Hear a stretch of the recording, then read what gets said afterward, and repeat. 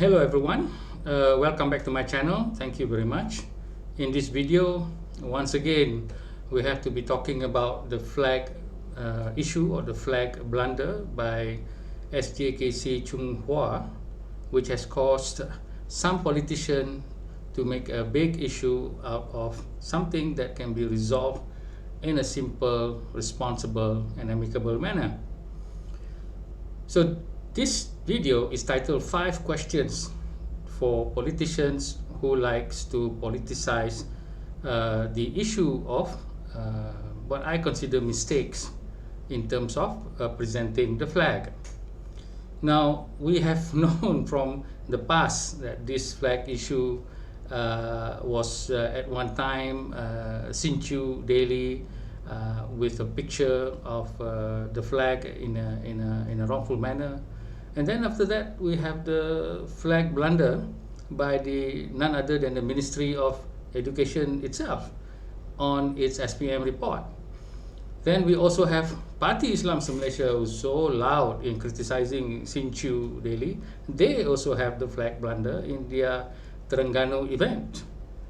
And if we trace back, there are many places that is part of the government that also has problems in terms of making mistakes in terms of presenting the flag, whether it's upside down or in a poster that is wrongly presented. And so how are we going to be a nation that is growing when such issues like this is being flared up and raising sentiment simply because of what I consider a mistake? Now, some people will say, oh, you're taking it too lightly. This is about patriotism. Well, we'll see what patriotism is about, whether such politicians know what is the meaning of patriotism itself. He keeps shouting that word so much. I doubt that he has a single patriotic blood in his body. Now, we have the situation of the SJKC Chung Hua having one of the flags being presented upside down, and they have apologized, the administration, and they have corrected the situation, and for me that is good enough. But of course, to some politicians who likes to trivialize or politicize such issue for their own popularity, to show that they are so patriotic, so very of one particular race, and I have 5 questions to this kind of politician.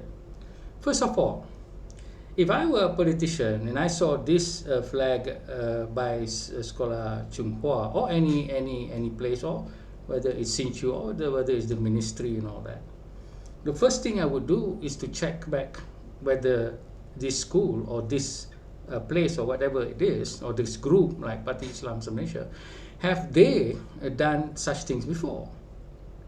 Because how can there be a very bad intention when there's only one time that this thing has occurred? There is no statistical pattern of having only one incident to be made the idea of an intention that is unpatriotic or something that is demeaning. How can that be? You have to see that this person or this group or this institution have done this before. Like some politicians who is 100-year-old, always saying things about pendatang so many times, we can see the pattern, and we can say, this person is a very racist person. This person don't care about Malaysia, but only his own race or his own family, protecting its wealth, however they got it. So that's a pattern there, and we can see also this politician who loves to politicize such things. There's a pattern to it, and the pattern here says that they are not patriotic simply to be very popular, and has been very successful so far because a lot of Malaysians of a particular race are also not having the idea of what being a Malaysian is all about, only about their own race and about the real meaning of patriotism. Now, the second question is that what was the intention, if any, about the flag blunder? You must ask this question. And I have waited for the explanation, and they have said this was a mistake. And recent explanation say that there was this person who is mentally challenged, and he has done so. Of course, it's wrong to blame this person if he's mentally challenged. Should also be the pengurusan or the management, and the management have taken the task of apologizing. And for me, that is a responsible thing to do. And so this is what we should do. First, we should see if there was a pattern. And second, we should see what is the reason. And we should just, because there is no prior incident, then we should just accept this explanation to launch an investigation and all that. It's not only, for me, a lot of time being used or could be better used, but it is also demeaning to certain people to say that this school has existed for 40 years, 50 years, let's say, and then this is only the first time. And because this is the first time, then you need to actually have this great investigation. Of course, if there is some child falling from the third floor or being bullied, that of course deserves, even though if it happens only one time, but that we're talking about a life. But here, we're just talking about a flag. And by me talking like this, doesn't mean that I don't respect the flag. For your information, I don't really fly the flags of Malaysia to show my patriotism and love for the country. And I've never done it in my house. I've never done it for my car. My patriotism is what I'm doing now. I'm explaining and telling this politician, hey, don't cari kacau lah. That's my patriotism. Okay, so this is my act of trying to create harmony between our races. I don't need to fly the flag. I don't even need to buy one. You do not measure the idea of patriotism from such things like a flag being upside down or even having different drawings for it. The third thing is that, was there an apology being issued? So immediately, if there is something done and somebody says, "Oh, I'm so sorry, this is we are now," that to me shows great sincerity. Unlike somebody who likes to show politicians in the country and also outside the country in the face of a monkey or in the face of a goat or in the face of a sheep, never apologizing. So there is a very evil intention there. If that is a story that is true, and also the intention there was actually to demean the Prime Minister. Now, the fourth question to this politician who like to politicize this thing is that, are you as hard as people of your own race, and also in government, or even though one day I am waiting for your own party to make a blunder, and then let's see what happens.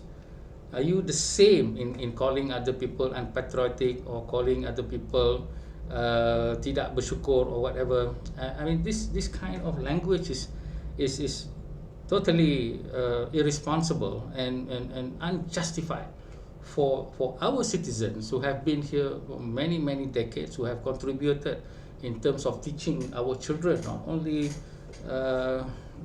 one race goes to that school, there are many different races, and such contribution weighing against what I consider a mistake, certainly something that is totally demeaning. And how can we create respect and trust? According to this politician, no, you create respect and trust by frightening them, by threatening them. You know, you do this, then somebody has to be fired, or somebody has to be paying the price. I don't know where this politician comes from. To me, that sounds very much like a country of a dictatorship, a country that you cannot say anything against the government or institution. Do it or else. So that is the way this person. That's number one. Number two, it's also a spiritual person that doesn't believe in forgiveness, that believes in the idea of sorry, no cure. right? So I wonder how this politician handles his family when his children make mistake, when his wife make mistakes, when his parents make mistakes, when his neighbor makes mistake.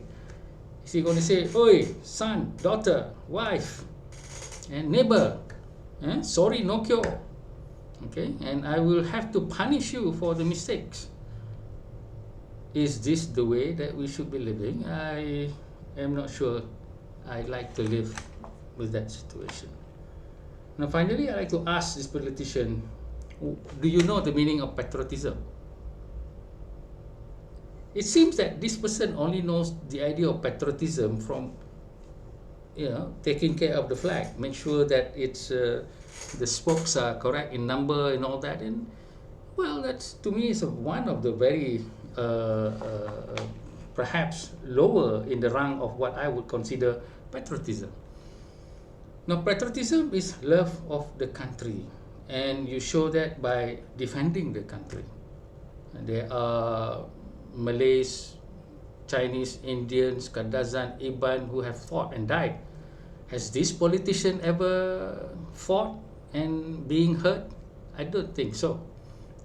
Cakap saja besar, tak pernah pun nak mempertahankan pertiwi, motherland in terms of senjata. And I too have never done the same.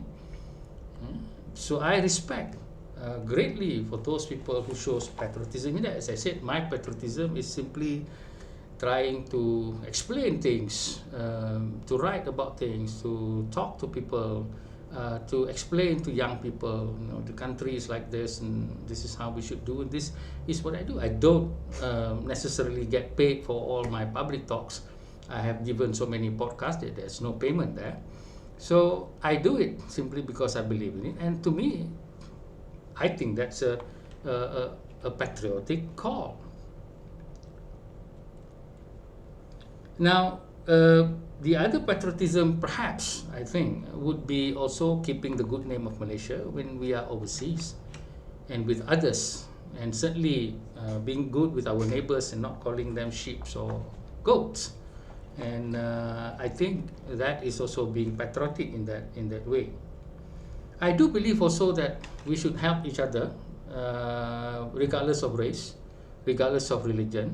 If one race or religion or faith who are Malaysians in trouble, then we will help. For instance, I see that Free Malaysia Today always putting up cases of poor people, and there have been Indians, there have been Chinese, there have been Malays, and there have been so many different Sikh in a recent one who was shot during the Japanese Red Army. So we help, and for me that is no. Perhaps the second highest patriotic. First highest is to actually fight for the country, and this would be the second highest, which is to help. Has this politician helped those people that Free Malaysia Today has put up? I know YB Steven Sim have done so. I know many Malaysians have done so. I'm not sure I've seen this politician coming up to actually help. Go help, give 1,000 ringgit, take a picture, then I would call him patriotic. I don't call him patriotic just to wait until somebody makes a mistake on the flag. Not patriotic. Sudahlah, okay. Do we respect other races and other religion? How do we speak? Calling people quail, calling some temples quail haram. That's not necessary. That's not good at all. The word haram shouldn't be used in this context. Kuil yang tidak mendapat kebenaran, something like that. Not to be kuil haram, because haram has so many very strong connotation. And then we don't burn effigies of another culture.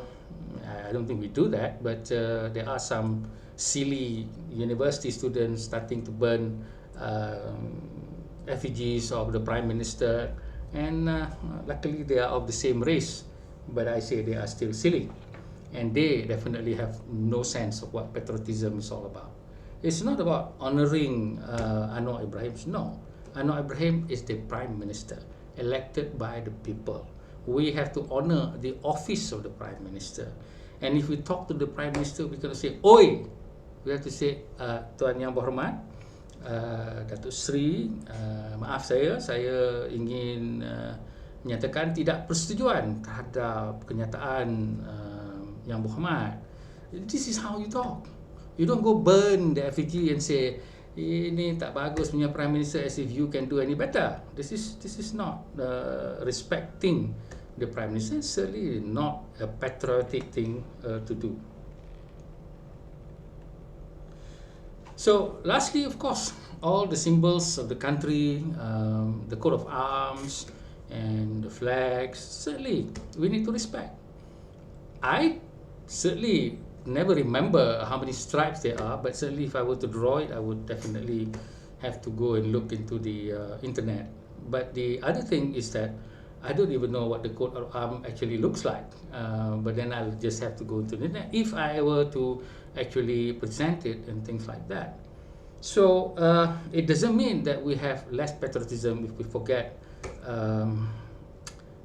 unintentionally certain drawings, but certainly professionally it shouldn't happen that way. But as we are humans, it has happened. And as I said, it has happened to a political party like PAS, has happened to the Ministry of Education, no less. And there isn't a severe punishment at all. And that is the correct way of doing it. Not to go and threaten and also say other demeaning things. I don't know how we are going to grow if we agree or allow such politicians. Make sure don't elect this politician. Tell all your race come out in 100% and don't elect this kind of politician, please. In order for him to win the seat, everyone must come out and vote against him. And it's coming up, this election. So please do so. And don't stay at home. Mark that date very, very well. Get rid of this person. And so, yes, we have to respect the flag, but if we have made mistakes, even cross-cultural and cross-faith, we can amicably settle it. But of course, when there are politicians who try to rile the issue up, we Malaysians must be responsible not to accept that kind of statement by being patient and also by giving our own explanation and advice in a very professional and also in a very clear manner without offending with such language and body language in terms of being threatened and all that. So this is how many times I've already made this video about flags, maybe 3, 4 and I expect to make 20 more in the future. Thank you very much. Hi everybody. If you would like to own my book and have my signature as well as a personal note from me, please follow the instruction. Thank you.